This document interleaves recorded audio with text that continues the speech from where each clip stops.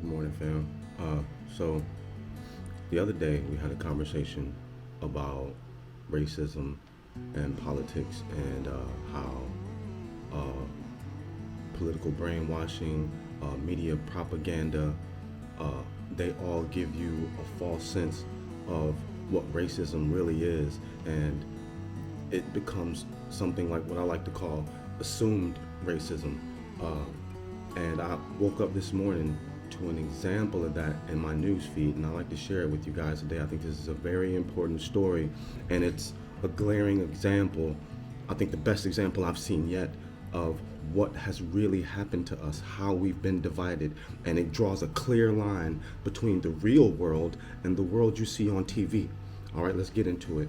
Okay, so I'm scrolling my news feed this morning and I come across a post from a friend of mine who basically she posted some screenshots of what one of her friends posted who she had considered to be a friend, but then once she saw these posts, she was like, no, we can't be friends anymore.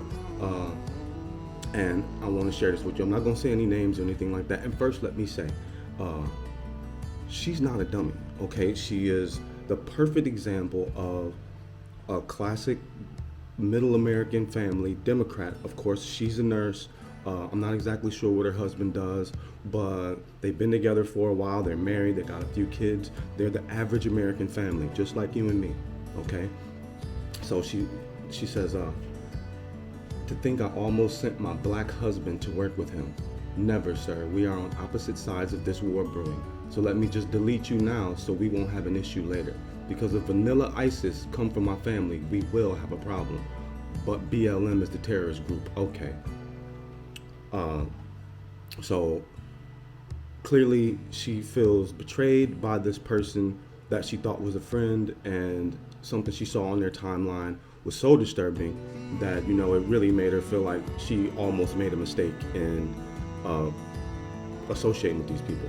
Now, what I want to do, it's a screenshot of 3 different posts from this guy, which is a white guy, Republican, and I'm going to read them word for word for you right now. This guy says, so the Democrats are trying to invoke the 25th and now are trying to impeach the president a second time before January 20th. Why, you may ask? So he can never run again. It would make him ineligible to run in 2024. What are they so scared of? Why are they scared of this great man? Well, you are scared of the wrong man. You better be scared of the 74 million patriots. President Trump, sir, you have had our backs and the absolute best interest of the American people. So let me say this, sir, we have your back. Demon rats, I guess Democrats. We are sick of your crap. Stop while we will still let you. You're fixing to let that mouth write checks your backside can't cash. I promise you, I for one will not sit idle and let you completely destroy our country, our Constitution, our freedoms, and our rights.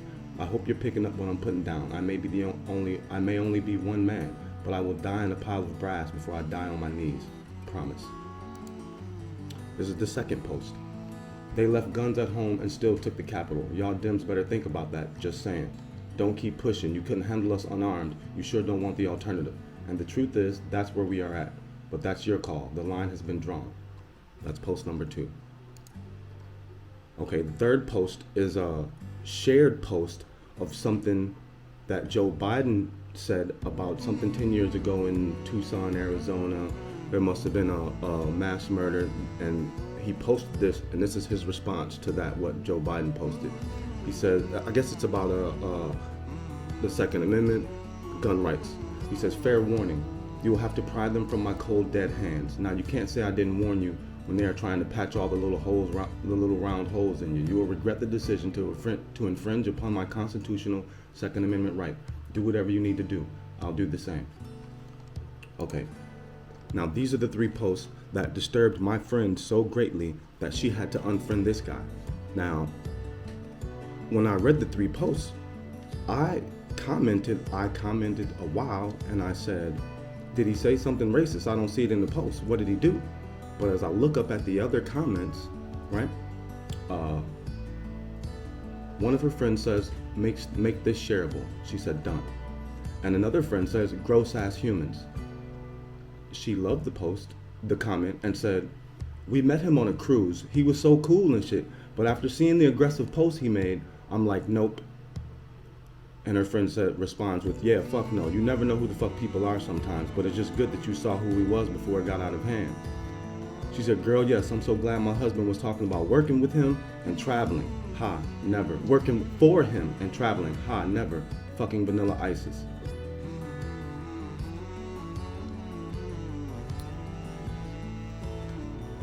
Now, you mean to tell me that you and your husband met this guy, this Republican guy, this American guy, in real life, on a cruise, on vacation? You hit it off. He was cool in real life, right? Offered your husband a job, a traveling job.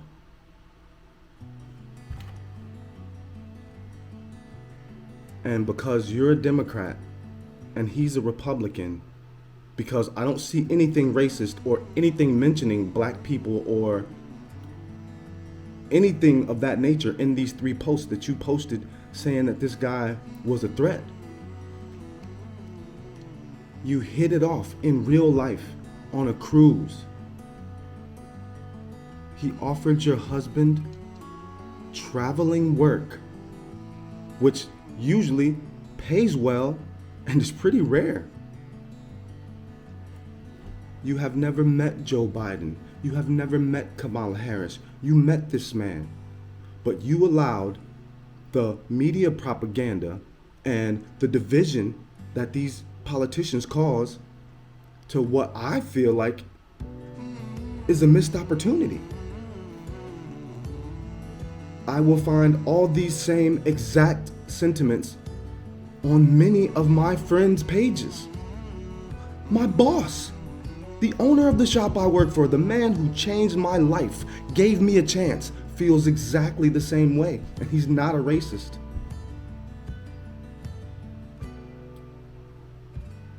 This is a sad happening. This is terrible.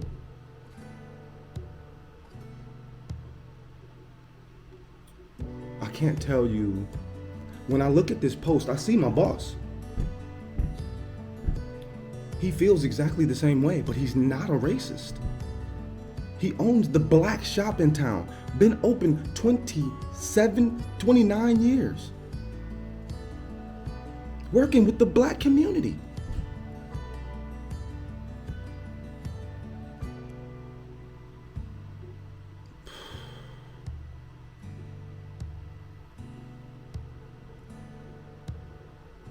This is, I don't know. This is terrifying. And you know what? I never even paid attention to politics. I never cared. It had nothing to do with me. I don't vote, none of that shit. I'm not a Trump supporter or a Biden supporter. Let me tell you what it's like, not from what people call the independent party, but from what I like to say is, what I like to call myself is a free citizen. All right? Let me tell you how this affects a free citizen that's not a Democrat or Republican. I had no horse in the race until the government reached into my home, reached into my life, and told me I can't leave home for 2.5 months and I can't work for 2.5 months. And now when you do finally allow me to go back to work, I have to wear a mask. They're talking about shutdowns in the future. Small businesses under fire right now. It's literally the purge. And I don't know how anyone could support that kind of behavior, but from a free citizen standpoint, let's just talk about the things that involve my life, right? In a world that has guns, I keep one. Okay, so when you're talking about taking people's gun rights, that affects me. And it's not the Republicans reaching out to affect me, it's the Democratic side who wants to take guns. When you tell me to stay home and I can't work and potentially put everything that Dave has worked so hard for and then bestowed upon me and allowed me to run in his stead, when you jeopardize that, it's not the Republicans jeopardizing that. It's the Democrats that are saying, no, you got to stay home. No, you can't go to work.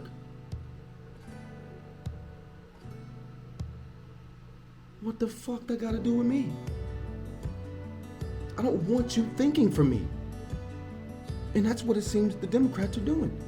The Republicans ain't saying, hey, Rod, I need you to do this right now. Stop your life. It's not the Republicans saying that. It's the Democrats saying, hey, Rod, stay home, make no money. But you know what? You still got to pay your bills.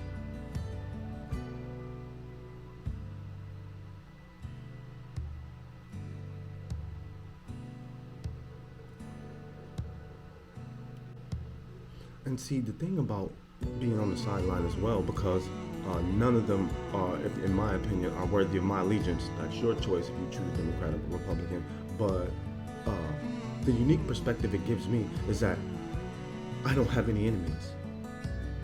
I have friends that are Democrats and friends that are Republicans.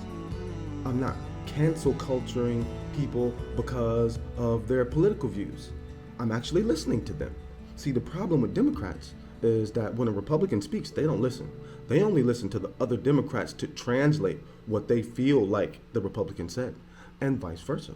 That's the problem with Republicans. When Democrats speak, Republicans don't really listen.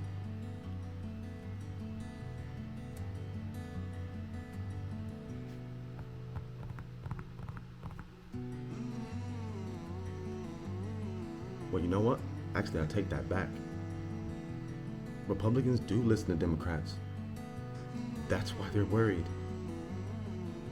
And the Democrats should be worried. And I'm talking about the high up Democrats. I'm talking about all you people down here on the ground with us who chose to be Democrats, who chose to follow this tyrannical system of power and control. Now that I think about it, Democrats on the ground don't even really listen to the Democrats at the top unless they saying some bullshit. They twist it on you in such a manner that you think you're one of the good guys. They're definitely not. The Democrats are definitely not the good guys. I ain't saying the Republicans are the good guys, because they can kiss my ass too. They can fuck off with that vaccine. I don't give a fuck. Anybody who talk about vaccines instead of proper diet and exercise can kiss my dick. Fuck them. I'm not taking no fucking vaccine. I'm not taking no fucking test. And I gotta say, the one thing that really fascinates me is the amount of emotion surrounding this guy, Trump. Y'all don't even know this nigga, man. Bro, I got some friends that, I mean, it seems like this nigga loved Trump more than he loved his wife. He's like, Trump is God. God almighty. They love Trump. Oh my God, it's fucking insane. But also on the other side, some people hate this nigga's guts, man. Hate him with a passion, like, ooh. As soon as they see him, they be like, orange, Cheeto, they be so riled up, bro. And the one thing y'all have in common is none of y'all met this nigga. Y'all hate him. He literally is modern day Hitler, because if you really pay attention to Hitler's popularity, there was no one on the fence like me. They either loved him or they fucking hated him. How y'all be loving niggas y'all ain't never met? You ain't even never shook this nigga hand. I don't understand that. How y'all be loving these people? And how y'all be hating them? Like, just cause somebody said something, and I know the first thing everybody gonna say, especially the dumbass coons, gonna be like, he's a racist, he's a racist, he's a racist. Listen, bro. Trump ain't no racist, man. He brought Omarosa to the White House. But she effectively got herself booted up out of there, you know, with her behavior. They was waiting for it. So they couldn't push the racist narrative. They couldn't push Trump's a racist when he got this black ass motherfucker sitting right next to him, grinning and shit. He ain't racist. He just like cutthroat motherfuckers that's cutthroat like him. I got a picture right now. Like I said, I don't do that all that clipping scenes and shit like YouTubers. But if you look, you can find there's plenty pictures of Donald Trump with niggas throughout history. I can tell you an old one. It's a picture of Donald Trump sitting at a table with Jesse Jackson and Don King, the two snakiest niggas I ever seen in my motherfucking life. And it's a friendly gathering amongst snakes. He ain't no fucking racist, but y'all let them push that racist agenda on y'all. And that's what happened with my friend. She feels like because he's a Trump supporter, he must be a racist. And that's just not so. Alright, so I've already rambled on too long as it is, but let me end this video with this. If I was walking around with that kind of attitude that any Trump supporter was racist, I wouldn't have the job that I have now. I wouldn't be making cash daily, 5 stars on Yelp, running a business, living my dream that I worked so hard for over the years. If I had that kind of mentality, I would have robbed myself of this opportunity. I really hope y'all wake up, man, because now's not the time to be on the fence. And like I always say, I'm not Democrat or Republican. I'm not on either one of them sides. I'm on both y'all sides. I'm on the people's side. Anybody with common sense, I don't care who you thought you supported, once you come to realize that you should support one another, I'm right there with you. Y'all be safe out there, man. Take care of each other. Peace.